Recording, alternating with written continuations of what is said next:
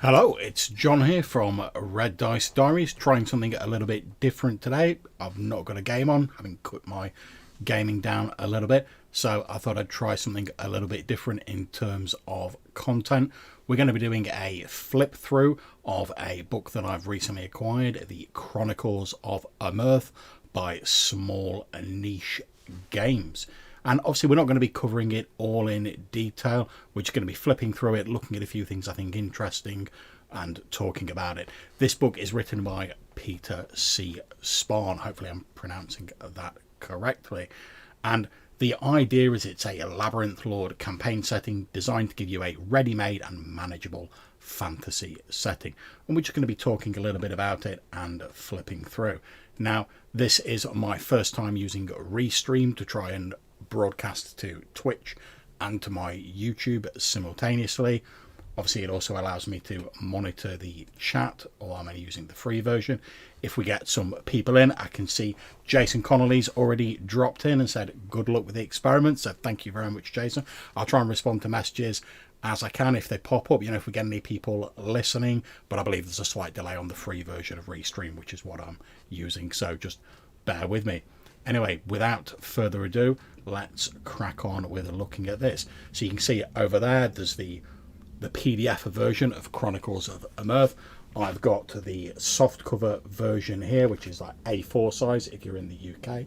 Now, I'd prefer it to be a more digest size because I'm one of those small book OSR people.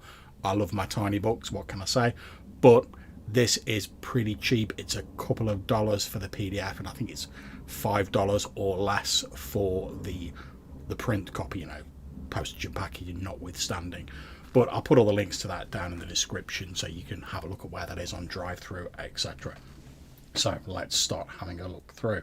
So first of all, obviously we've got the credits page, Peter C. Spahn, all the people who are involved in the artwork, the mapping, etc. Production, Small Niche Games.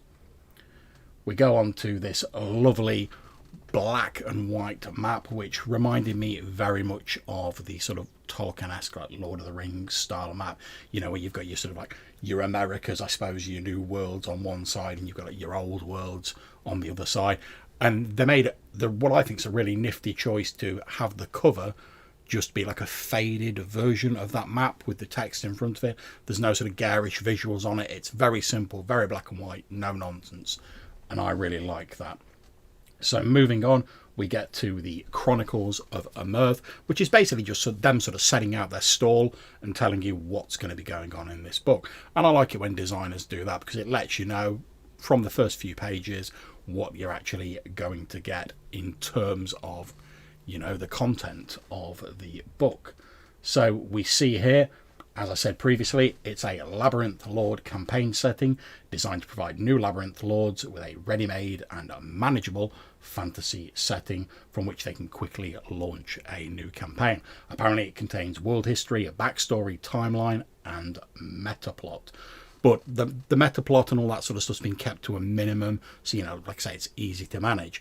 Now, I will hold my hands up. I've had a few quick flip-throughs on this, but this is my first time really going through it in detail. So it gives us a lot of detail about Labyrinth Lord and which bits of Labyrinth Lord and the Advanced Edition companion that it uses. Now, I've got to admit, I'm not a big player of Labyrinth Lord, although I've got a couple of copies of it. So I can't really comment as to which bits are being used, etc.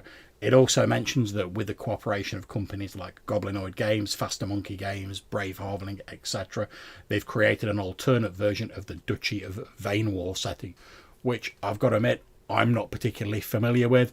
If you're on the chat or anything, or you want to contact me afterwards and let me know what that is, absolutely grand. I'm assuming it's some sort of part of an established setting for Labyrinth Lord. So the overview tells us that the people of Amherth, which I hope I'm pronouncing correctly, are descendants of a long extinct race of godlike beings known only as the Ancients. Good, strong start. Love it. You've got to have a reason to have all this ancient dungeons and history and stuff like that, but keeping it enigmatic and sort of vague can also be handy because it means the GM can fit their own sort of spin in. So we get a things to remember section, which is basically them sort of setting out the core sort of cruxes of their world, which again I quite like because it's just the author setting out their stall and telling you what you're going to get. So things to remember: the world is ancient, possessing a long and storied history, too long to fully cover in this book. It's been reshaped by a series of 7 great cataclysms. Great, gives you a lot of scope for putting ancient ruins, dungeons, stuff like that in. History is steeped in myth and legend. In this setting, humanity is king, so we're looking at a humanocentric setting, which is sort of your core D&D style setting, really. You know, it's mainly your humans in charge, like your demi-humans and your humanoids and whatnots around the sort of periphery. It's a setting where non-humans seldom enter human lands, which is a little bit different, and vice versa. Although, again, it puts me in the mind of the sort of Tolkien-esque vibe, you know, where like the elves and the dwarves have their own kingdoms, and there's a few little alliances, but by and large, they sort of keep separate. Magic is feared. It's common enough to be accepted as part of the norm, but those who practice it are rarely trusted. And I love the fact the author gives a specific example here, saying the villagers might be grateful to the wizard who saves them from a rampaging howler, but they wouldn't ask them to move in the area. And I think that's quite nice, because you can lean on that as a GM as much or as little as you want. If you want to have witch hunters trying to round up magic users and stuff like that, you can do. If you want to just sort of have it more commonly accepted, again, you can slant it in that direction. Very easy and very manageable. Science is magic, so innovation and technology is also feared as potentially being part of the mystic arts, which is interesting, although I can't help feel that does sort of echo the way some people view like black powder and stuff like that being brought into D&D games. So I don't know whether that's a little bit tongue-in-cheek, but it did make me laugh. The gods live. The common people of Amherth see the gods' hands in all things. They should demonstrate this by having NPCs utter prayers and curses to the gods. And I think that's a great thing, because often, although we have these vast pantheons and panoplies of gods, they're often like not really referenced in the common play of things in a sort of standard D&D setting. Whereas if you think about it, if you've got evidence that the gods exist, I mean, let's face it, various deities are talked about enough in the real world, but if you've actually got like strong evidence that they're at work in your day-to-day life, you best believe that you'll be talking about them. So I like that. And finally, power is in the hands of the players. It's scaled for low to mid-level play. Only rarely will the PCs encounter an NPC of 9th level or higher. So you know what sort of level this is aimed at. It's keeping it on the sort of low end of the spectrum, but obviously you can tweak that if you want as a GM.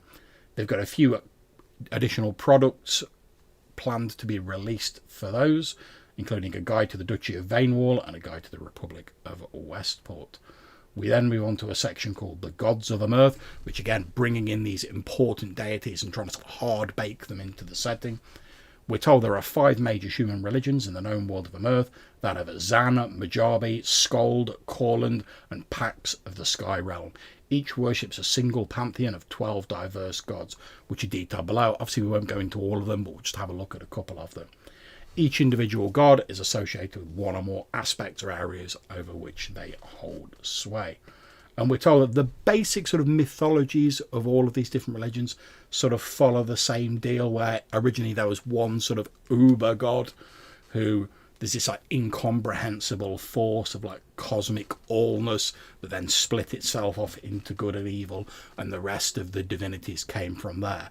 Although the various different religions differ on how exactly they think these divinities came into being, whether that was being birthed in the traditional manner or gods literally tearing out parts of themselves to make these other deities, or awakening aspects that already existed in the world. And I like that. There's a common thread, but again, you've got enough variation that you, as a GM, you can slant it in the direction that suits what you've got in mind for your own campaign. We're told, however, that the gods of Amherth don't actually require their worshippers to be of a specific alignment, which is a little bit of a different slant. Some D&D games do, some of them don't. Most worshippers can and do pay homage to different gods, which I like that. That's something you get in the classical world. You know, like in ancient Greece, if you're going out to sea, you'd probably be making an offering to Poseidon or something like that. You know, whatever god you think is going to help you in that situation, that's the one you're going to make an offering to. We get a little bit about the heavens And then we move on to the one, which is this concept of all and everything according to legend. And then we get straight into the description of the greater gods and the lesser gods. So we're going to have a look at these two greater gods. There is the Great Father, who has aspects like man, fatherhood, honour, patience, vitality, wisdom, guidance. The Sun, so your standard sort of fatherly solar god, provider of food, protector of the home, etc. Uses stories and fables laden with hidden meanings to give his children advice. Then we have the opposite number, the Great Mother. Aspects women, motherhood, wholesomeness, the home, crafts, healing, family, and the earth. So a sort of Mother Earth style of figure, but we're told she is motherhood incarnate. The loving wife, the caring mother, a fierce defender of family. When it comes to children, she's more outspoken than her husband, the Great Father, and sometimes takes a more active role in their lives and development. And we get a number of lesser gods, all sort of detailed out in a similar manner. You get a little paragraph describing what their deal is. You get told what their aspects are. So we've got like Lodor, who is the Zan god of war, strength, brute force, mountains, stuff like that. And however, he's also called Lamkuli in the Majabi pantheon, Lod in the Skald and Koror pantheons, and Lud in the Pax pantheon. So you get different names for all of these gods for the major religions. And there's a little bit about some lesser, well, I suppose demigods, yeah. We then have beast, nature, and demonic cults, where we're told many of the more primitive peoples of these settings worship animal and nature spirit totems that reflect the essence of nature themselves. So again, there's a nice amount of variety there, and these are all concepts that most people who've been playing RPGs for a while will be quite familiar with, but just given a little bit of a tweak and a little bit of extra information to make them more interesting. We get details on the major churches in the setting, and then we move on to a chapter describing the ancients, who are believed to have been the masters of the old world, said to dwell in magnificent cities of silver and gold, flying through the skies in chariots made of fire and stuff like that. So your standard sort of powerful uber magic elder race. However, they're kept quite vague, certainly at the start of this, but I'm interested to see how much detail this book actually goes into and how much it leaves up to like the GM fiat, etc. So let's push on. We're told that they mainly exist in legend, but the historians agree they actually exist. But there's loads of rumours as to why they disappeared. Was it a natural disaster? Did they transcend the world? Did their magical hubris see them undone? We don't know.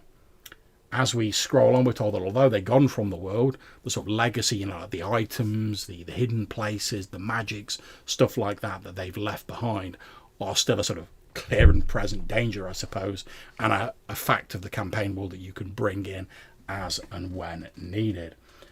We then have a few specific examples, so Lalions, which are places of power used for various arcane means.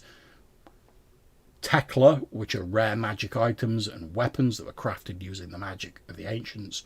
Warmakton, who are these huge sort of like golem creatures of steel, fire, flesh and bone, coincidentally coinciding with your standard sort of golems in D&D, which I quite like. Who doesn't like a golem in a game?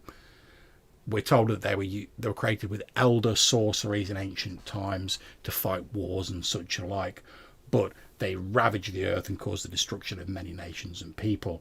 They eventually turned on their creators and had to be destroyed in a purge, but some still survive in the forgotten places of the world, perhaps. Hestrons, an order of powerful sorcerers, priests and warriors dedicated to guarding Lalons and recovering ancient magics. Outriders, a legendary sect of peacekeepers and ambassadors that appeared after the first of the 7 great cataclysms. And then we go on to talking more about magic and religion. So, one of the ideas that I found most intriguing in this chapter is the first one that it mentions, latents, which are basically people capable of wielding magic who've maybe not had a great deal of training. They've just got like a little sort of innate spark of magic, and they've got a few tricks they can pull off, but they've not had the formalised training of your more traditional magic user. We're told there's approximately 1 latent for every 10,000 normal people. The magical abilities usually manifest around puberty, although in some cases they may have unknowingly repressed it and it might appear later. A latent's magic usually manifests during a time of danger or high stress. So I've got to admit, this puts me in the mind of, you know, like the X-Men and stuff like that, where under times of stress, that's when their sort of X gene gets activated and their mutant powers manifest. Apparently most latents become clerics, so perhaps their latent talents are misunderstood as miracles, or they're framed in that particular way for the benefits of the church. That could have some intriguing possibilities. I mean, I could think of how a character might respond, you know, if you're sort of raised and told that you've got this holy power, and then maybe later on you find out, no, it's just a quirk of genetics, effectively, and you've just got like a magical power, particularly if you've come from a church that frowns upon like arcane magic. What do you do then? That could be an interesting conflict for a character. We're told that someone with a latent magical power is capable of casting a random first level spell. However, the magic is wild and unpredictable and dangerous.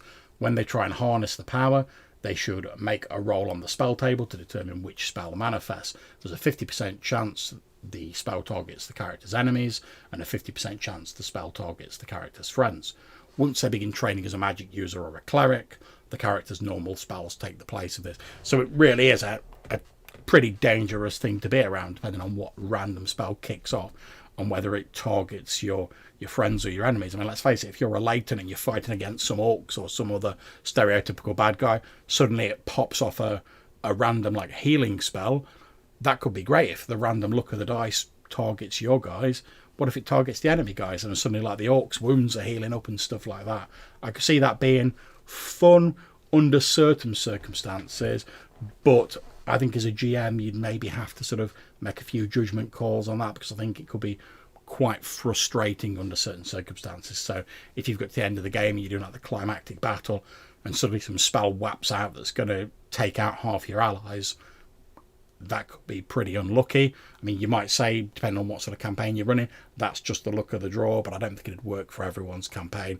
So I think if you're going to have latents in your game, which I love the idea, don't get me wrong, you'd maybe have to sort of decide exactly how it's going to fit into your campaign. But you could just push that to one side if you wanted to, and it wouldn't affect the use of the rest of the book. So that's absolutely fine. We then have something called Arcane Bleed, alternate magic item creation. On Amherth, the lack of skilled magic users should make magic items relatively rare.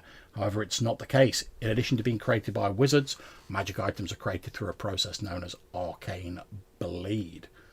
And this is basically items that are used by people with latent talents or that are in areas of high magic, slowly absorbing this essence of magic into them and gaining strange properties themselves.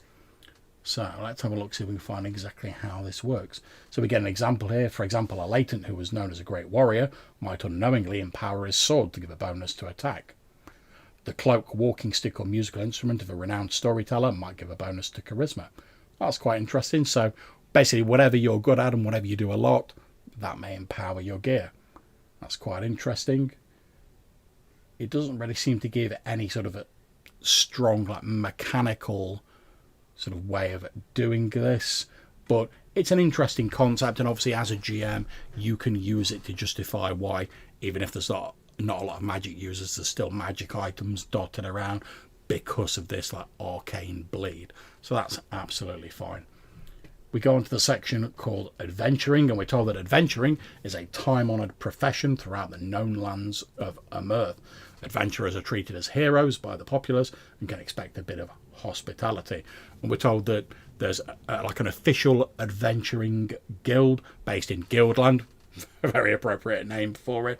So again, the author is giving you a sort of formal structure in which to frame your adventurers. Obviously you don't have to use this, but I like the fact that a bit of thought has been put into it, because quite often you have this like faux medieval setting in like D&D and the adventurers are just sort of parachuted into it without really any thought as to how that's going to affect the rest of society and how society looks on those adventurers. So I like the fact there's at least a sort of skeletal structure here you can look at. We're told there's also adventuring free companies such as the Golden Helm Society, the Cross Swords, the Slayers Brotherhood, stuff like that, and we get a little write-up of those. We then move on to a section called The Known World. We're told it comprises the continents of Amalur and Hearth and several smaller continents and islands nearby.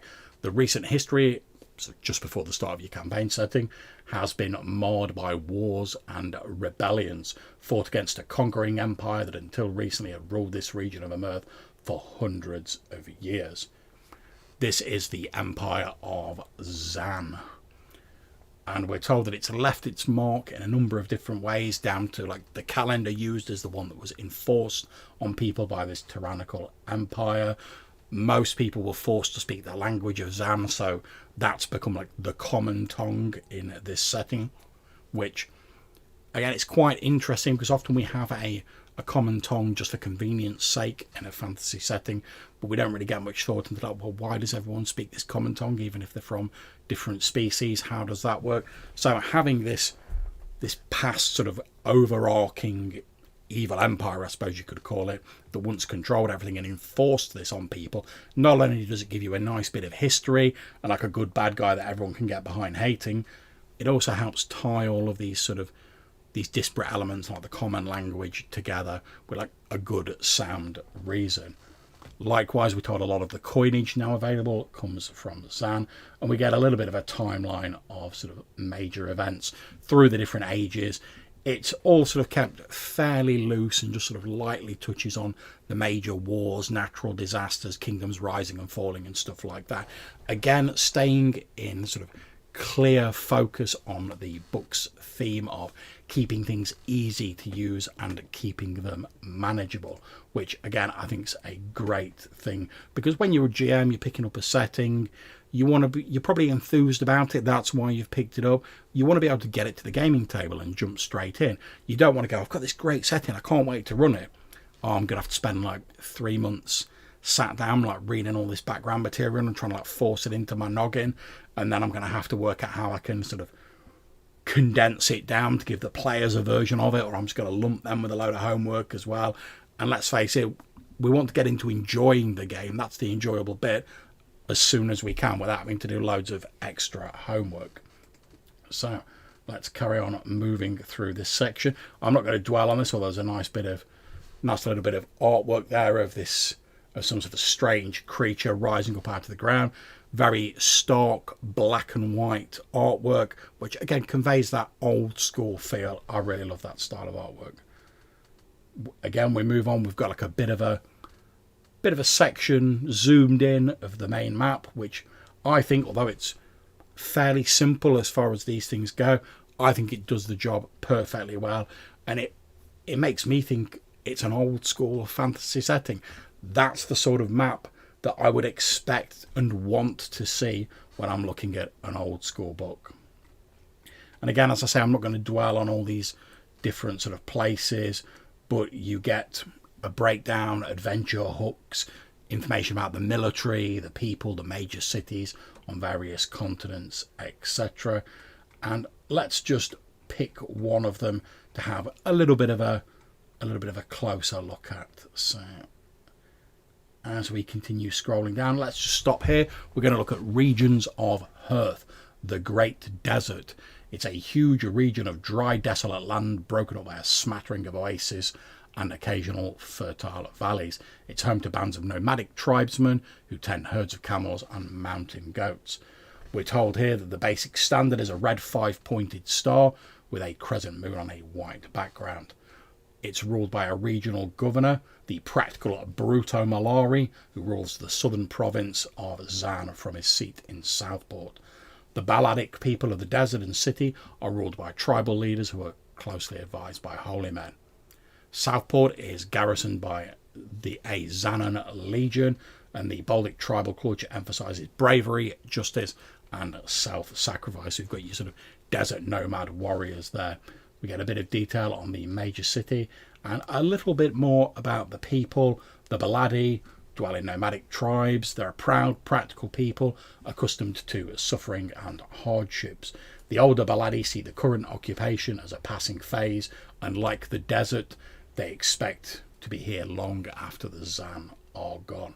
So that's quite interesting. It's a very pragmatic view. And we're told that the Baladi worship a lone god, 𝗧𝗓𝗓, and follow the true path, a set of laws and knowledge set down by 𝗧𝗓𝗓's prophet. We then get some little adventure hooks here, and those range from the characters discovering a ruined city near an oasis, to then Xanan soldiers storming the tavern, attempting to apprehend the characters. Maybe it's mistaken identity, maybe they've got legitimate grievances, who knows. To spies, agents of Tyr, hiring the characters to scout out Gehedad's defences in preparation for an attack. And we get a little bit of inspiration down here where it talks about what the sort of idea behind this was, and we're told it's loosely based on Arabic cultures with a dash of Egyptian and Persian cultures thrown in. Think rolling dunes, nobles, religious prophets, 1001 Arabian Nights, that sort of thing.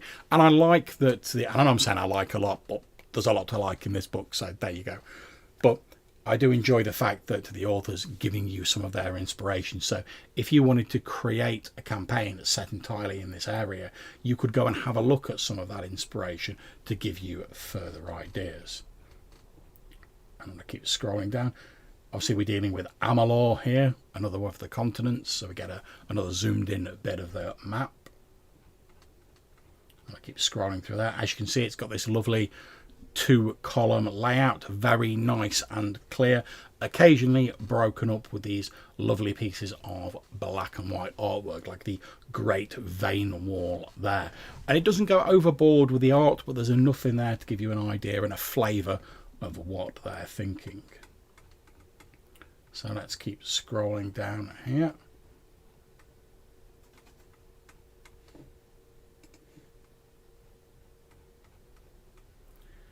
And after the Gazette sort of style information, we get to Amherth, Flora and Fauna. We're given some details on plants. We're told that most common flora from the real world, oaks, daffodils, etc., exists, but there's a few of these specific ones for Amherth listed, ranging from blood moss, a grey hanging moss streaked with red fibres that's supposed to be able to ward off infection and disease. Chewing the moss or packing it against a wound gives you an additional saving throw against poisons and diseases, down to dragonbane, a near mythical herb that is said to bring instant death to dragons. We're told, though, that in reality, a dragon struck by an edge weapon coated in it has to make a poison save where they lose like 1d8 hit points per round until they're dead, but don't tell anyone. But again, I enjoy the fact that the mechanical bits aren't too complicated, but again they just give you like a little bit of an extra flavour, and there's a nice little bit of description for the plants. So we carry on scrolling through those. There's a fair old amount, and there's 2 pages of plants. We get onto a sort of bestiary style section talking about new monsters, and some of these are fairly obvious, like animals, like the first one. So if I could point in the right direction, you can see up there is the alligator, which obviously we all know what an alligator is, but there's also some far stranger ones. So we scroll through. I'm going to have a look for ones that I think might be particularly interesting. One we can look at, oh, here we go, the Dark Fiends of Carthax. So let's have a quick look at those bad boys and see what's going on. So we're told that they're an evil race of creatures that dwell on the blasted island of Carthax. Their numbers are few, but many are skilled in the use of magic. According to legends, these fiends were once a race of men who were skilled in the use of magic. Hundreds or thousands of years ago, depending on who you ask, they dabbled with forces they couldn't control and accidentally unleashed one of the great cataclysms, completely rearranging the geography of Amherth, melting glaciers, sinking continents, etc. The worst of the damage was centred around their homeland, of which now only like a single island remains, the rest having sunk, and apparently they went from being the most beautiful people in the world to being these dark, twisted fiends that they now are corrupted by this magic that they wielded unwisely. And that's a classic sort of reference, the hubris of these magic users. It's something I've used in my own campaign and I very much enjoy as a plot element. a lot of the stats for this one just say varies, since effectively it's like a race that you could attach to a set of stats. But we do get some sort of examples here. So we've got like a blood spider, a Carthax hound, a 𝗧𝗜𝗠𝗘𝗦𝗧𝗔𝗠𝗣𝗦, which is a humanoid dark fiend with glowing red eyes. And you get the standard sort of Labyrinth Lord stats there. But they're broadly compatible with pretty much any OSR, retro clone / D&D style game you want to use, although more clearly aimed at the sort of older end of the D&D spectrum. Plenty of interesting demons in there. Falls Whistler, a large flightless bird-like predator with thick sharp beaks. They communicate through a series of high-pitched clicks and whistles, painful to the ears of most creature. And we have the Howlers. They were mentioned earlier. They're large bear-like creatures with foot-long tusks and fangs. They emit a series of high-pitched yips that instill fear into prey that they are hunting. Normal animals and creatures of 1 hit dice or less have to make a save, or they flee in panic when they hear the sound. Pretty interesting, bit of a nice spin on a pretty normal sort of bear-like animal, but yeah, just giving it a little bit of a tweak to make it interesting. Again, we've got some lovely artwork there. If I scroll back up, I'm assuming this is the 𝗧𝗜𝗠𝗘𝗦𝗧𝗔𝗠𝗣𝗦, which is a mangy cousin to the griffin. I love that. That's a quality description. Resembles a cross between a coyote and a vulture. Feeds on carrion. Sounds distinctly unpleasant. And we continue scrolling down. So you're getting a lot of monsters in this. Oh, we've got stats for the 𝗧𝗜𝗠𝗘𝗦𝗧𝗔𝗠𝗣𝗦 here. Those terrifying living golems of super science and magic that the ancients built that we spoke about earlier.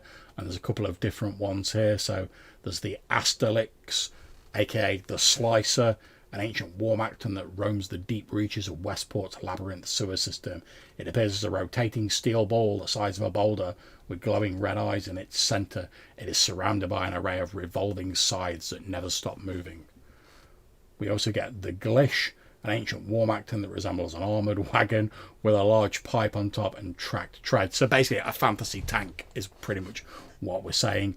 And then we get the 𝗧𝗑𝗪, which is an enormous aquatic 𝗧𝗜𝗠𝗘𝗦𝗧𝗔𝗠𝗆, so like a submarine style deal that prowls the waters near the Endos Horn. Vaguely resembles a giant red-eyed metal lobster belching smoke and issuing gouts of fire. So it looks like these 𝗧𝗧𝗠𝗃𝗏 are a great chance. If you want to bring in slightly more science fantasy elements like I enjoy, then absolutely great. Oh, I can see DBJ has jumped on the chat. He says the stream's looking and sounding good. So thanks very much for that, DBJ. Yeah, I'm certainly hoping to do more of these in the future. I might eventually move on to getting the paid version of Restream. We'll see how things go. But yeah, I'm definitely planning to do some more. So 𝗧𝗜𝗠𝗃𝗏, very interesting. Bit of science fantasy in there, but you can always just justify it as magic if you want to stick more to the sort of Gollum style version of it. We've got Samuel Burridge in the chat who's asking, what is this? Well, this is a flip through of the Chronicles of Amherth, which is an old school supplement for D&D, which presents a sort of campaign setting framework that GMs can pick up and easily run. So we get a section on magical treasures, which is your standard sort of section containing magical toys and items that people can use. We're told that dwarves apparently make toys in this world. They're very skilled craftsmen. We get elven song stones. They don't keep a written history. Instead, tales and legends are passed down in songs. Using magic, they can create these song stones. Yeah, the 𝗧𝗏𝗃𝗏𝗏 did have a -6 AC. Obviously, that's based on the old sort of 𝗧𝗏 descending AC sort of scale, which obviously on that scale 0 is best. So -6, yeah, you best believe that's a tough hombre. You ain't gonna be taking that out with a dagger and a first level thief. Let's put it that way. But yeah, elven songstones. They very much remind me of the Eldar sort of Wraithbone style stuff from the Soul Gems in 40k, which I always loved back in the day. So I think that's a great idea. And we've got various items from the Golden Horn of Friendship to Horseman's Gauntlets, all of which give you various bonuses, as you would expect magic items to do in D&D. Magic weapons and armour. And we get some relics, so Tekla relics. The Book of Lost Knowledge. Oh, that sounds like it's going to be a fun time if you open that up. It's a book bound with dragon hide, a single opal-shaped ruby in a silver setting. It's written in a forgotten language that slowly transforms itself to a language known to the wearer. Now, I've read enough Lovecraft and watched enough Lovecraft-based films to know that when you start reading a book and the language starts changing into common, you know that that's not a good thing. Oh, thank you very much, Samuel Burridge, just saying he's been getting into Fate and he liked the videos. Thanks very much, Samuel. I don't run much Fate nowadays, apart from the odd one-shot, but I do still very much enjoy it. So, this Book of Lost Knowledge. A cleric, magic user, or elf who reads the book instantly gains a level. That's pretty sweet. Fighters and thieves trigger their inherent magical potential and become latents. Oh, nice. Once read, the book subtly vanishes, only to resurface again in 1d10 years. So basically, if you're like a spod who has no magic, you can become a latent magic user by reading this and maybe become a full magic user later on. Or if you're already a full sort of practice magic user or a cleric, you gain an instant power boost. Now, you might say, wow, that's a bit OP, John, but it is a relic. You're not just going to be like looking through a treasure chest and be like, oh, I found the Tekla Book of Lost Knowledge. It's going to be at the end of like a big quest, or it's going to be like the end of a large adventure that you're sort of running. So you're not just going to be coming across it. And then we have Appendix A, Amherth Monks. It's for Labyrinth Lords who wish to allow monks and possibly assassins from the Advanced Edition companion into their game. We're told there are only 3 monastic orders existing in the known world of Amherth: the Order of the Hand, the Keepers of the Light, and the Brother Wanderers. Each is small, numbering less than 100, and each speaks a variant of the same strange language. So that's just a way of sliding some extra content in if you want. And then again, we have a copy of the map here and the zoomed in sections for the various continents, which I like the fact they put them at the back because you can photocopy them easily and whatever for your personal use. Then we're on to an index. And yes, hallelujah, roleplay books with indexes in. That is always going to be a win-win-win as far as I'm concerned. There's nothing that annoys me. All right, there's probably a few things that annoy me more. But one of the things that really grinds my gears with like roleplay books is when you turn to the end and there's no index. If it's just like a small little adventure or something, that's fine, don't worry about it. But when it's like a substantial book, it just makes it a pain in the backside to find anything, especially when you know it's always going to happen during a game when you're in a tense scene, you're trying to build up the momentum, you're trying to get things going, and then you suddenly have to stop and you're like, oh, I can't remember where that rule is in the book. And you either have to bluff your way through it, which is fine, if you're happy doing that, and then look it up later, or you have to suspend things while you look up. And none of them are ideal. Just having a nice index like this book has just allows you to find things a lot more quickly. And then we've got the obligatory OGL stuff and designation of product identity at the back in standard extremely small text to fit it on one page. And having published a few little bits and pieces where I've had to put the OGL in myself, yeah, you have to shrink that sucker down small in terms of the font size to get it on one page.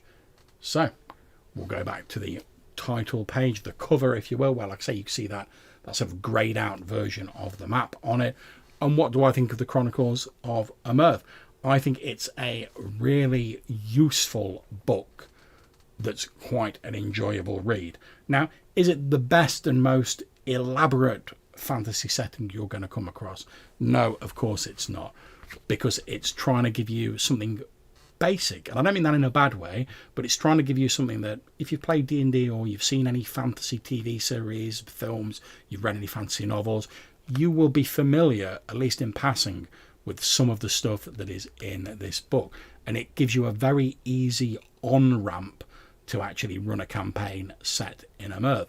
But there's enough like little extra tweaks and interesting elements that you can bring in to put your own spin on the game or to send it off in interesting different directions.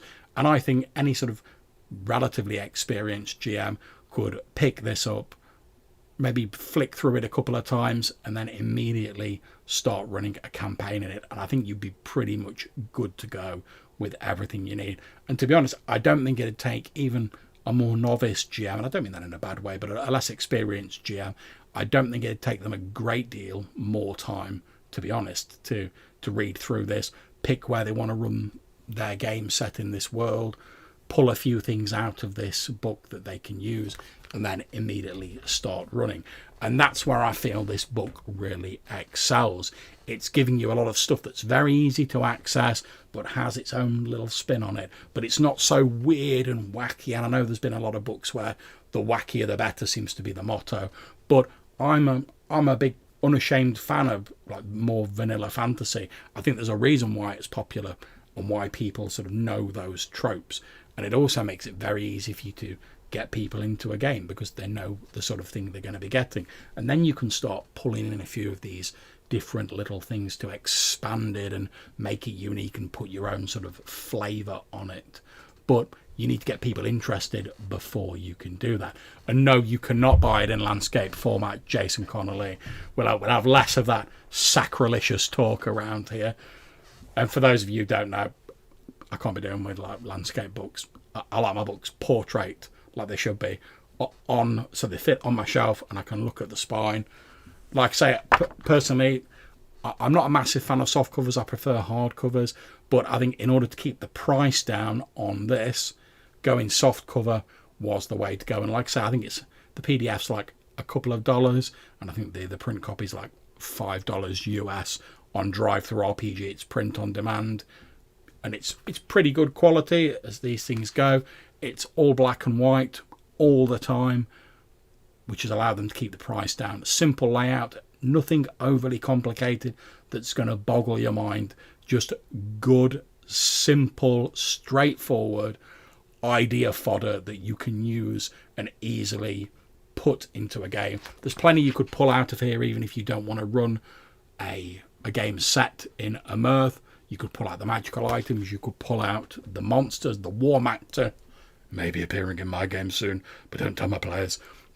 There's a lot of stuff you could pull out. I've already got an ancient race in my game, like I say, 'cause it's a well-established trope, but I'm going to have a look at how they've done their ancient races, and it may give me some idea of how I do mine as the players find more about them. So it's all good information and idea fodder for you to use in a game. And I think for the price point, you really can't go far wrong with it. So if you're interested in picking up a copy of the Chronicles of Amherth, maybe you're just starting out a game, or you want a simple campaign setting, you don't want to make your own for whatever reason, or maybe you just want some ideas for your own. Maybe you find that some of the campaigns out there in like these big chunky books a little bit overwhelming. You want something straightforward to be able to like get into a game quickly. You want something that's going to hit those sort of high notes of fantasy that we all know and love. You cannot go far wrong with the Chronicles of Amherth, particularly for the low price they're asking. And I very much enjoyed the writing style in the book. It's no nonsense, it just lays stuff out. The writing is not overly flowery. You don't have to wade through loads of descriptive text and purple prose to get to what you want to use. It's just good game juice, as 𝗬𝗓𝗓 from Monkey Blood Design would call it. And I think that's what I wanted to see from this book, and that's what they delivered in spades as far as I'm concerned. So if you're looking for a new campaign setting, one that you can easily get to the game table, and you don't want to spend the earth on it, I really suggest you run out online to Drive-Thru-RPG and pick up a copy of the Chronicles of Amherth. I'm sure you'll enjoy it if you like a more sort of traditional fantasy world, particularly if you're into your OSR gaming. You really can't go far wrong with it. So thank you to everyone who's joined us in the chat this evening. Like I said, we've got a few people still watching, listening to my ramblings. And thank you to anyone who's watching this either now or in the future. Hopefully I'll do a few more of these. I'm only running games every other Friday now, so I'm thinking maybe I can slot one of these in on the alternating Friday, but we'll see how things go. So it just remains for me to say thanks very much again for listening either now or in the future, and hopefully we will see you soon. Take care.